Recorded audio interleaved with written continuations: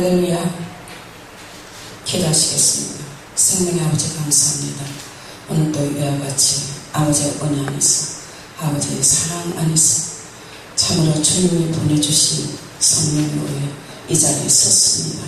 주님 함께해 주시고 이 말씀을 듣는 중에 우리 모두가 하나님 아버지의 의를 알게 해주시며 아버지가 우리에게 오신 이유를 알게 하여 주시옵소서. 진실로 감사하고 마치는 시간까지 함께하여 주실 것을 간절히 바라며 예수님 이름으로 기도합니다. 아멘.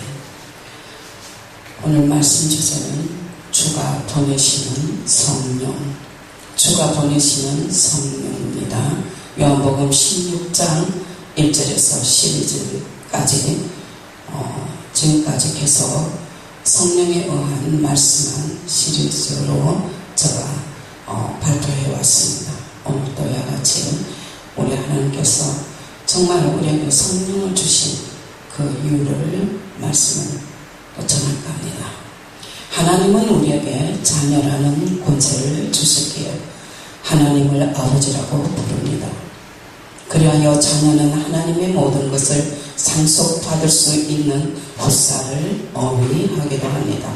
천사들이 하늘에 많으나 천사 중 그 누구에게도 너는 내 아들이다 라는 말씀을 하신 적이 없습니다. 히브리서 1장 5절의 말씀입니다. 또 하나님은 천사를 그 누구에게도 내가 원수 마귀를 심판하는 그 시간까지 내 우편에 앉아 있어라 라고 말씀하신 적이 없습니다. 히브리서 1장 13절에서 14절의 말씀입니다. 그러므로 천사는 예수 그리스도를 말미암아 구원받은 자손을 도우라고 부리는 영으로서 보내심을 받은 자들입니다.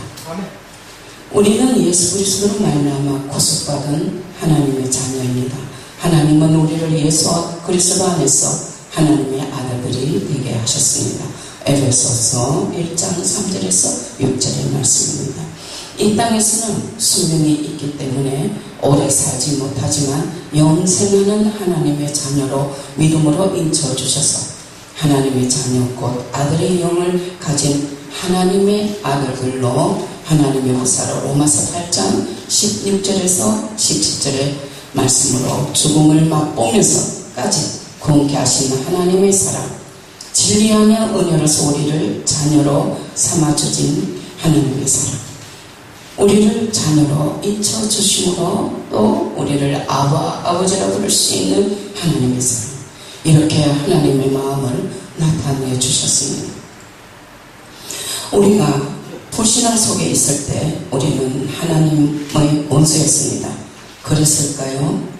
우리가 하나님과의 관계가 온전해지기까지는 성공하기도 하고 기쁨도 얻고 평안을 얻기까지 적응하기까지 위로와 사랑이 참 소중했습니다. 세상에서 억압받고 상처받고 방황했던 영혼들이 부모에게서 잠시 가출했다가 돌아온 것처럼 아버지의 참사랑을 알기까지 우리는 하나님의 그 사랑과 그 마음을 위와 같이 하나님께서 우리에게 은혜 안에 많은 시간 속에서도 깨닫게 주고 있습니다. 지금 이 생각도 마찬가지입니다. 본래 아담의 영은 하늘에서 지음을 받았습니다.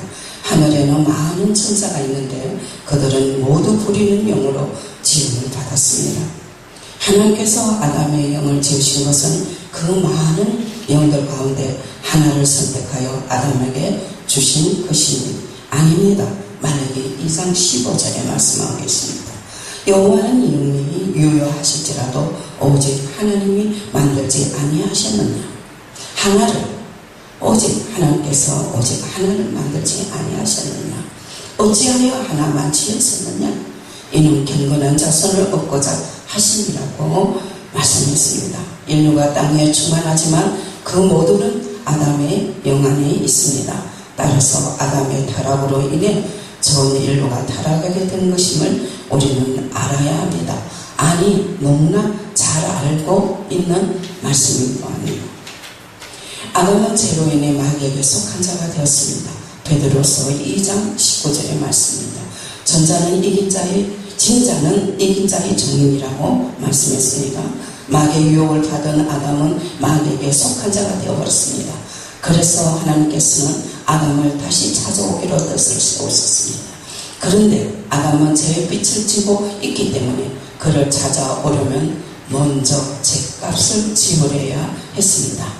그 죄값을 대신 갚아서라도 유혹을 받아 진자는 이긴 자의 종이 될 수밖에 없는 것을 그 진자는 이긴 자에게 진 빛을 갖기 전에는 자유를 얻을 수 없기 때문입니다. 아담은 화를 통해 들어온 마귀의 유혹을 이기지 못하고 하나님을 거역했기 때문에 마귀에게 속한 자가 되었습니다. 이때 아담 안에 있던 온 인류는 아담과 함께 마귀의 지배 아래 들어가게 되었습니다. 마귀는 하나님께로 들어갈 가망이 없는 자입니다. 그는 하나님의 아들이 될 수 없는 천사일 뿐입니다. 그런데 하나님의 아들이 될 수 있는 아담의 영이 유혹을 받아 마귀에게 속해 버리고 만 것입니다. 이때부터 마귀는 아담을 자기 소유로 삼고 마음대로 지배하기 시작했고 아담과 그 안에 있던 인류는 마귀에게 속하여 마귀가 시키는 일을 할 수밖에 없었습니다.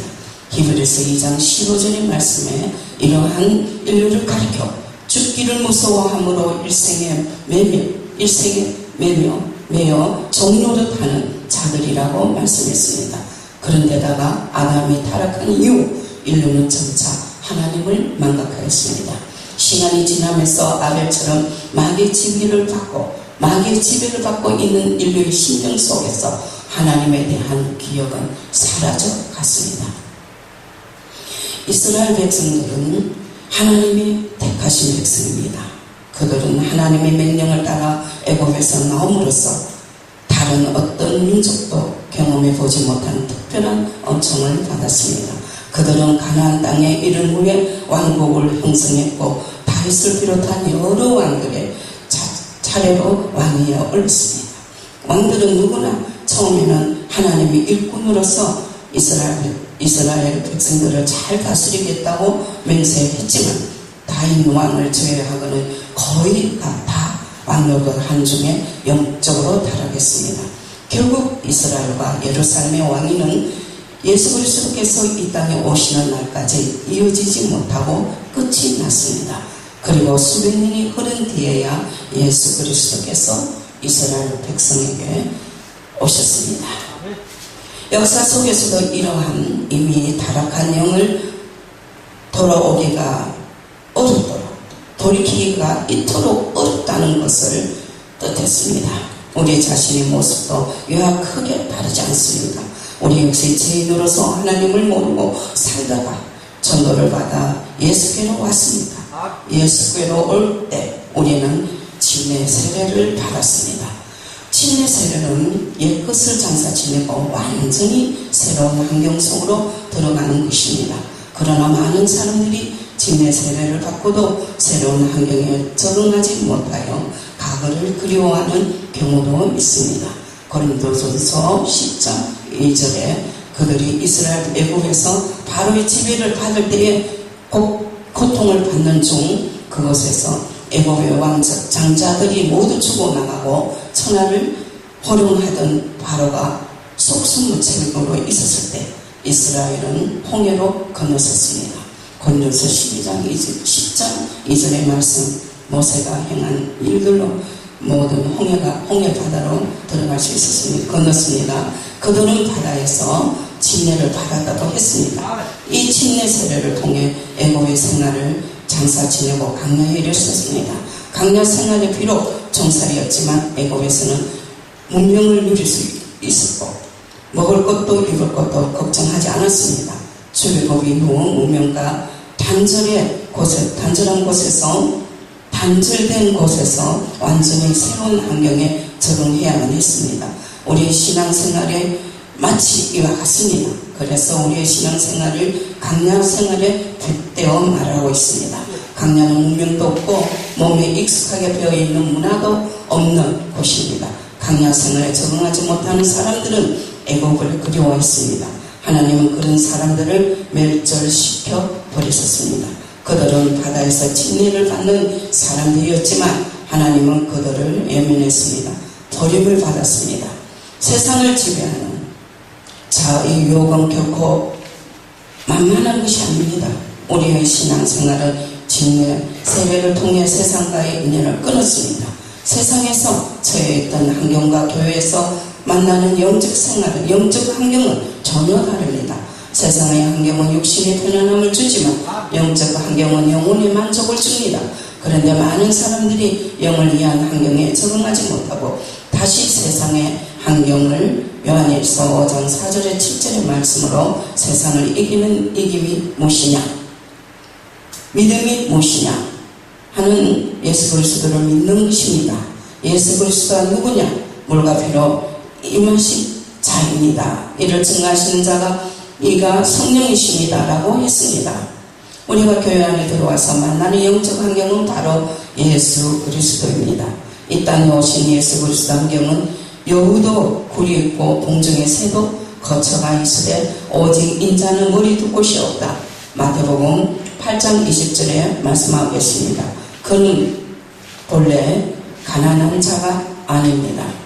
고린도서 8장 9절 우리 주 예수 그리스도의 은혜를 너희가 알거니와 부유하신 자로서 너희를 위하여 가난하게 하심은 그의 가난함을 인하여 너희를 부유하게 하여 하심이 아니라 라고 했습니다. 너희를 부유하게 하여 하심이니라 라고 했습니다. 그는 하나님의 아들이시고 성령으로 충만한 분이셨지만 그가 귀한 환경은 세상 사람들의 눈에는 부러워할 만한 것이 전혀 없습니다. 오직 그에게는 아버지를 섬기는 기쁨에 충만했고 아버지의 뜻을 이루는 기쁨에 충만했습니다.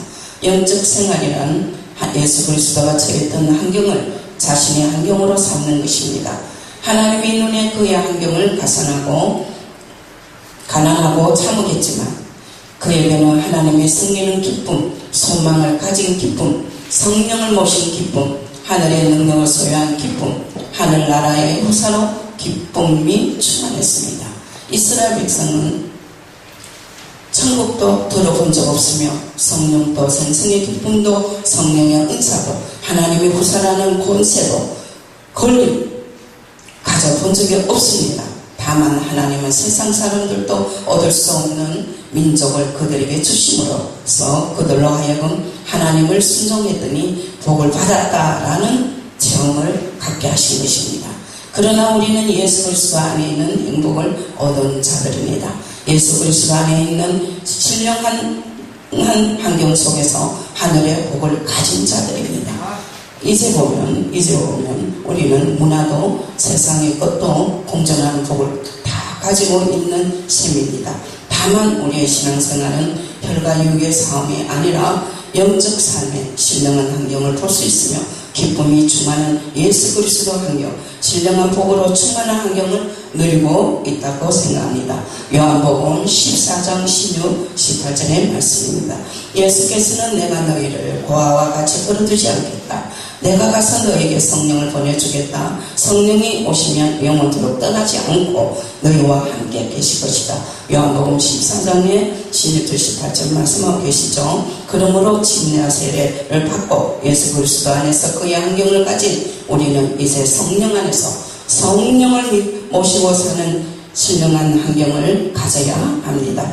소망을 가지기를 원합니다. 내 영혼을 위해서, 우리 영혼을 위해서 진정으로 진실된 마음으로 정직한 신념을 가지고 신령한 사람이 되어져가는 깨달음이 큰 이 진리의 말씀, 이 생명의 말씀, 영원한 생명이 무엇인가를 확실히 아는 믿음을 소유하시기를 바라면서 이 시간에 이 말씀을 배움을 끝내겠습니다.